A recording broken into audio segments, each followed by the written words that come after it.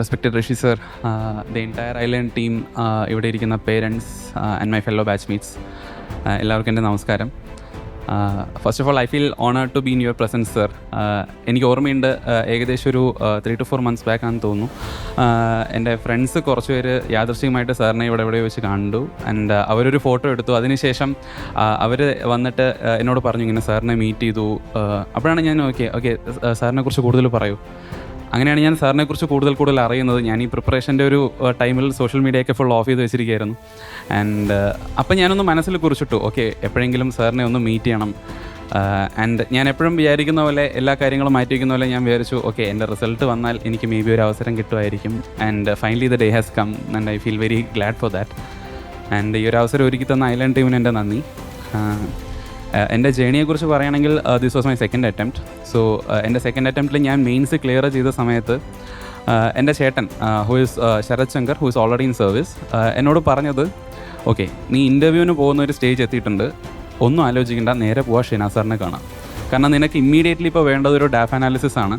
നീ ആരാണെന്ന് സ്വയം മനസ്സിലാക്കാതെ നീ ഇൻ്റർവ്യൂവിന് പോയി കഴിഞ്ഞാൽ അവിടെ നീ ചിലപ്പോൾ പതറിപ്പോവും.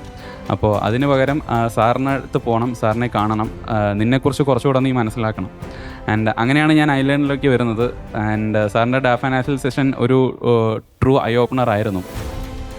അതിനുശേഷം ഞാൻ പിന്നെ കൂടുതൽ ഐലൻഡായിട്ട് അസോസിയേറ്റ് ആയിരുന്നു. ഞങ്ങളുടെ ഗ്രൂപ്പ് ഡിസ്കഷൻ ഒരു ഗ്രൂപ്പ് ഉണ്ടായി. And I am very glad because ഞങ്ങൾ 4 പേരായിരുന്നു ആ ഗ്രൂപ്പിൽ ഉണ്ടായിരുന്നത്. ആൻഡ് ആ 4 പേരുള്ള ഗ്രൂപ്പിൽ നിന്നും 3 പേര്, ഞാൻ, സൗമ്യ ആൻഡ് നിസ, ഞങ്ങൾ 3 പേര് ഇത്തവണ ലിസ്റ്റിൽ കയറി. So that's a very high conversion ratio. And I feel very glad to be part of that team. പിന്നെ ഐലൻഡിൻ്റെ ഒരു supportive ecosystem throughout the journey എനിക്ക് വളരെ ഹെൽപ്ഫുൾ ആയിരുന്നു. അവരുടെ കണ്ടൻറ് സപ്പോർട്ട്, ഒരു കോൺഫിഡൻസ് ബൂസ്റ്റർ ആയിട്ടുള്ള ഒരു mock interview. And throughout the journey Shina sir എപ്പോഴും കോൺടാക്റ്റിലുണ്ടായിരുന്നു. സാർ സപ്പോർട്ടീവ് ആയിരുന്നു. എന്നോട് എപ്പോഴും പറയും ഈ ഏരിയ ഫോക്കസ് ചെയ്യണം, കുറച്ചുകൂടെ ഈ ഏരിയ നോക്കണമെന്ന്. ആൻഡ് ഓൾ ടുഗെദർ ആ ഇൻപുട്സ് ഒക്കെ തന്നെയാണ് ഇന്നവിറ്റബിളി എന്നെ എൻ്റെ ഫൈനൽ സ്റ്റേജിൽ ഒരുപാട് ഹെൽപ്പ് ചെയ്തിരിക്കുന്നത്. And I am grateful to Shina sir and entire Island academy.